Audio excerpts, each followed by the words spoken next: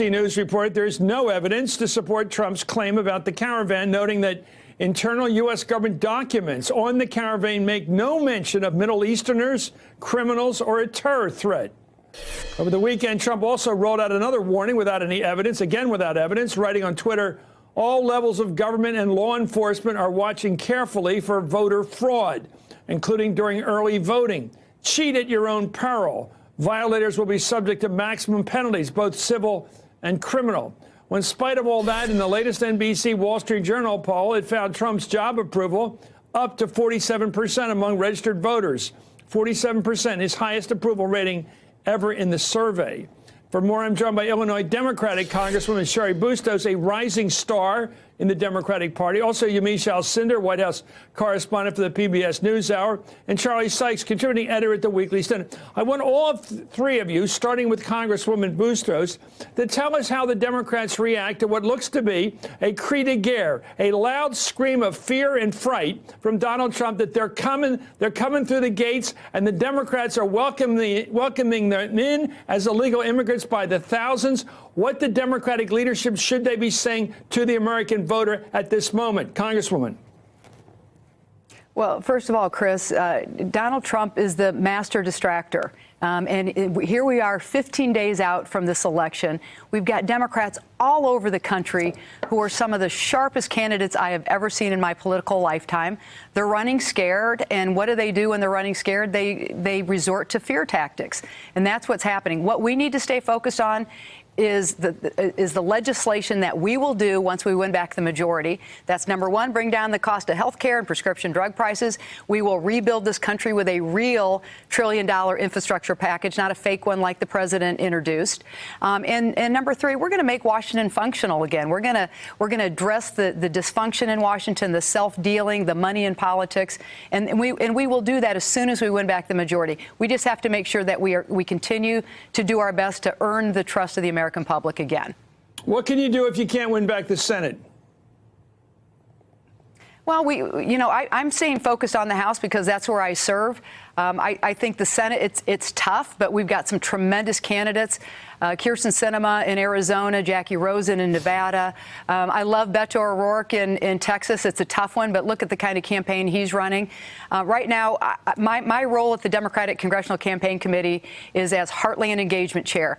So I am working with candidates running in 12, mostly Midwestern states. We've also included West Virginia and Pennsylvania in there.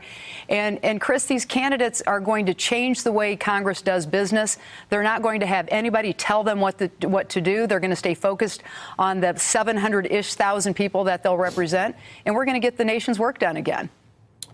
Yamiche, your thoughts about what the Congresswoman just said, the battle of her offering what the Democrats will do if they regain the Congress. They have to get the presidency back, too, ultimately, to get a bill signed against the fear of the president when she's talking about the mob at the gate.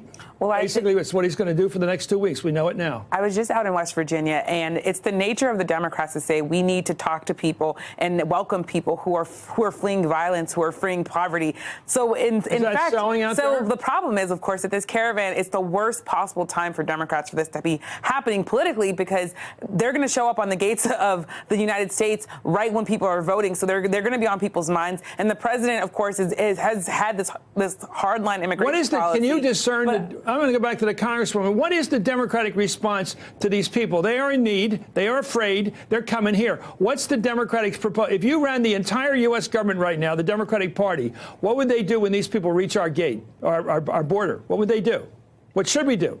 Well, they're seeking refuge. So what should we do? Donald Trump is once again. Well, you give them a path to make sure that they can have safety. These are people that are seeking rapes and murders and gang violence. And the president's claim that this is the gangs themselves in the middle of all of this, and there's so-called Middle Easterners in the middle of all this. As you said in your opener, Chris, that's been refuted. It is not true. We have a president who likes to peddle in mistruths and is peddling fear once again. We can't just not have an answer to that, but the answer is that we've been a country for 250, almost 50 years, where if people are seeking refuge, escaping violence and murders and rapes, that we are a country that has helped people like that. Do we need to have strong borders? Absolutely. And do we need to keep out anybody who's a criminal? Absolutely. But we also ought to be a country that lives in a way that we're compassionate, that we help people, and we'll keep out the violent criminals. That's not what we want to welcome into this country. But that's very moral, and I'm supporting that in all moral terms. Charlie, I want to bring you in here. How's that going to sell, what you just heard? Well, I think they need to get a better message the there. Moral because, case. First of all, this is exactly the campaign that Donald Trump wants to run. If he is the executive producer of the reality TV show, the midterm elections, this caravan is something that he would have come up with. He would have scripted it in this particular way. And I think what the Democrats have got to do is they have to make it clear, number one, what their response is, that we, in fact, do have borders, that we can be humane, that we don't need to demagogue this issue, but that our border enforcement will be able to handle this, that this is not a threat. You know, these women and children are not a national emergency, but they also have to make it clear that, no, they are not, as Donald Trump wants people to believe, for open borders. Well, that's the problem. Yamiche, are they making that clear? You hear the Democrats with a clarion statement they're not for open borders. Do you hear that? I just came back from California and West Virginia, and the Democratic candidates that I'm following say that. But what voters here are that they want an open border, because what Representative Busto says, and she's not wrong in the idea that America should welcome people, that there should be people, if you're fleeing violence and rape, that you should be welcome into this country. But there are a lot of people who look at these people and say they're going to take over our country. This is why we don't want them. Congresswoman, let me play partisan Democrat for a minute and give you an example of what and the old school guys like me would do. We would say we had a comprehensive bill that was about border protection. It was about illegal hiring. You can't hire somebody illegally who comes into the country. You can't do it. They're not documented. In fact, that all went over to the House, and the Republican speaker at the time said, we're not even going to vote on it. Boehner, not even going to vote on it. But the Democrats had a bill with it supported 12 Republican senators. You have a comprehensive border program. You had one. They won't pass one. Number two, Mitch McConnell came out this last week and said, I'm going after Social Security, Medicare, and Medicaid. It's not just a pre-existing issue. He's going over the whole shebang. After passing the biggest tax cut for the rich in history, and he's going to pay for that by cutting into the middle-class programs that they've paid for their whole lives. That's the scream I would do out there. I think the Democrats are too calm about this. They don't know how to yell back at Trump with scarier stuff than he throws, because it's truly scary when Mitch McConnell, in his calm little way, says we got to go after Medicare, Medicaid, and Medicare, and we're going to do it to save money because we blew all the money on the tax cut. And it doesn't even come up with the Democrats. I don't understand why you guys don't know how to exploit an obvious opportunity when some fool on the other side gives it to you. Trump knows how to exploit. Boy, does he. I shouldn't be yelling, but I'm old school. I just know how to do it. I'm sorry.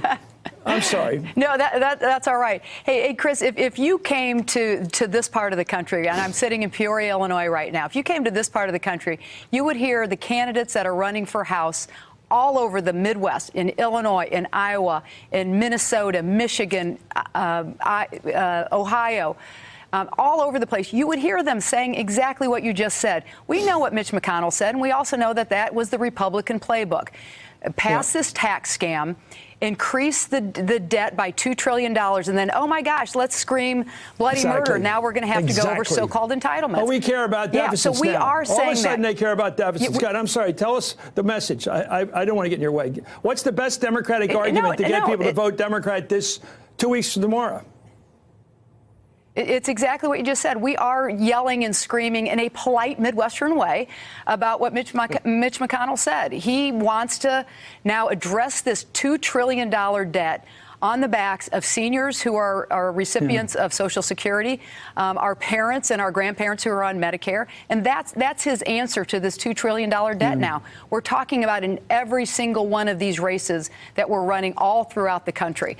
And so maybe it's not coming from Washington, D.C. constantly, but it is here in Peoria, Illinois. It's in Dubuque, Iowa. It's in Kentucky. It's in Southern Illinois. It's all over the place. We are talking about it loudly and clearly. Yamiche, here's my feeling about it, and I've expressed it. American people are not greedy. They want to protect their families. They don't want the rich people's money. They don't want anybody billionaires' money. They want what they need. That's what they want. They want Social Security, Medicare, Medicaid when they get long-term, they get Alzheimer's in the family. and they want to have a job for the kids somewhere nearby that they can visit once in a while. That's really it. Go ahead. That's really what people want. And African Americans, I've learned, no change in that, except what I just said, except they want to be treated as 100% Americans without any crap about it. Well, it's that double jeopardy. It's that double jeopardy skit in SNL where the black person and the Trump supporter both say, well, what I really want is a job. I interviewed an EMT worker, someone who is in an ambulance every day, who can't afford health care in West Virginia. He's a Republican who's voting for the Democratic candidate. And he said the reason why I'm doing that is because I need to help my family. I need to figure out how to do this, and I need someone who supports the public option. I think that Democrats, if they want to win, that's the message that they have to have. But I will say, Republicans, President Trump is so popular right now, and no one can out-Trump Trump. He's so good at misinformation. He's so good at getting his base fired up, and he's continuing to do that. Well, he's very good at the mob at the gate, Charlie. The mob at the gate, as you just said, was his Technicolor production. If he had put his, if we find out from 10 years ago he organized everything down in Honduras, I'd say that makes sense. Your thoughts? It almost does make too much sense. And look, he is running a campaign of fear. And this is not the first time that he has done that. He wants to make people worried about the country. Look, I think the Trumpian rhetoric is fascinating. You know, we are strong, but we're also victims. Gary Kasparov makes this point. We're in charge of everything, but everything that goes wrong is somebody else's fault. You know, and I was elected to keep you safe, but I want you to be afraid.